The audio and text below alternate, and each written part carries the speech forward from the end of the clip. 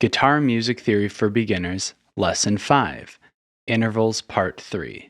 Today we're going to discuss intervals through the G and B string. Why take a whole lesson to discuss two strings, you may ask? Well, the whole guitar is tuned in perfect fourths. That is almost the whole guitar. From this E to A is a perfect fourth. From A to D, perfect fourth. D to G is a perfect fourth. And from B to E is a perfect fourth as well. However, G to B is not a perfect fourth. It is one interval or one half step or one fret less than a perfect fourth. If you remember back to our other videos, that makes it a major third. Now, all of the shapes that we spent so much time learning on these other strings are still relevant here, but because the distance between these two strings is one half step less, or one fret less, we just need to add one half step or fret more to each interval. So to keep things simple like we're used to, let's go to string 6 fret 5 and we'll play this perfect fourth from string 6 to string 5, which is a perfect fourth, and then the same fret between string 5 and string 4, still a perfect fourth from string 4 to string 3, but now from string 3 to string 2, or from the G string to the B string, we add, this is not a perfect fourth,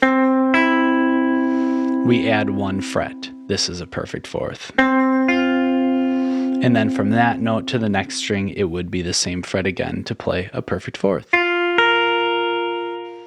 This rule also applies when we play across the G and the B string.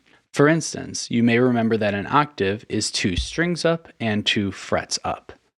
So let's go to string 4, fret 5, and we go 2 strings up and 2 frets up. Doesn't sound like an octave. But because we're playing across the G and the B string, we add one fret. Now it becomes an octave. Same thing goes for string 3 to string 1. If we play that same shape, not an octave, but if we add one fret, we have our octave. Understanding the difference between the G and the B string from the rest of your guitar will allow you to play any interval just based on what shape you're making with your hand. If you've memorized the shape, you've memorized the interval. I would like to give a little bit of clarity. I introduced a new term today. That term is half step.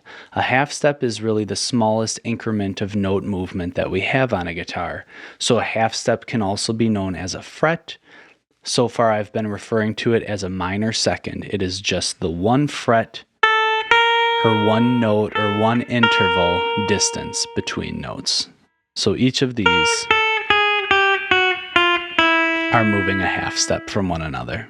If you are comfortable and familiar with this new information, you are ready to move on to the next video, Lesson 6, Scales Part 3.